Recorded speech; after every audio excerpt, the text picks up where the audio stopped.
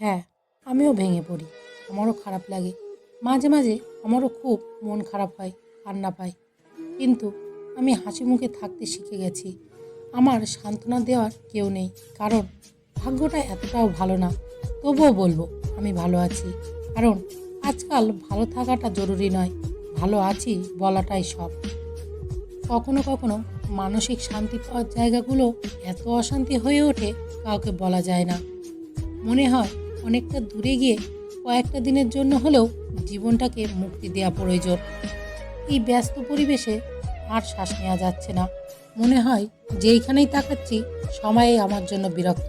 কিন্তু এই বিরক্তির পেছনে আমি দায়ী নই পুরোপুরি। এটা মানুষকে কিভাবে বোঝায়?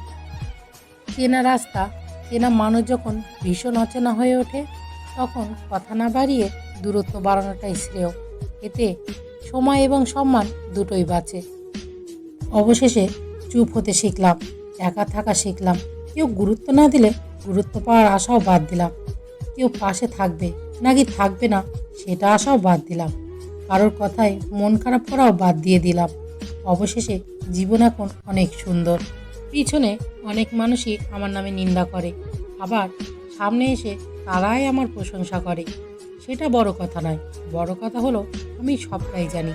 শুধু ভদ্রতার খাতিরে মুখোশটা খুলে দিতে পারি না। কে কী ভাববে, কে কী বলবে, এইসব চিন্তা ছেড়ে শুধু নিজের যেটা ভালো লাগে শুধুমাত্র সেটাই প্রাধান্য দিন। কারণ দিন শেষে সবাই নিজ নিজ গন্তব্যে ফিরে যাবে, আর আপনার কাজের মাসুল শুধুমাত্র আপনাকেই দিতে হবে। তাই নিজের সিদ্ধান্তটাকে প্রায়োরিটি দিন আর সুন্দরভাবে বাঁচুন। চোখের পানি মুছে ফেলার চেয়ে তাকেই মুছে ফেলা উত্তম, যার জন্যে প্রতিনিয়ত চোখের পানি ফেলতে হয়। তুমি যতই সুন্দর আর ধনবান হও না কেন, তোমার কথা আর ব্যবহারেই বলে দেবে তোমার মূল্য কত। স্ত্রীর কথায় ওঠা বসা করাটা কাপুরুষতা হতে পারে, কিন্তু স্ত্রীর পাগলের মতো ভালোবাসা আর খেয়াল রাখা কখনোই কাপুরুষতার হতে পারে না। কারণ বাবা মায়ের পর স্ত্রী একমাত্র তোমার সব সুখ দুঃখের অংশীদার। কাজ যেমন জোড়া লাগলেও দাগ থেকে যায়, মনটাও ঠিক তেমনই। ভেঙে গেলে আর আগের মতো স্বচ্ছ থাকে না। আপনি যদি সোজা থাকেন তাহলে অন্যের চোখে আপনি দেখতে বাঁকা হলেও কিছু আসে যায় না। চোখের আড়ালে যে থাকে মানুষ তাকে দ্রুতই ভুলে যায়।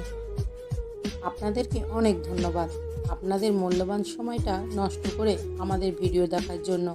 যদি ভিডিওটি ভালো লেগে থাকে তাহলে প্লিজ একটা লাইক করবেন, কারণ আপনাদের একটা লাইক আমাদের পরবর্তী ভিডিও বানাতে উৎসাহ যোগায়।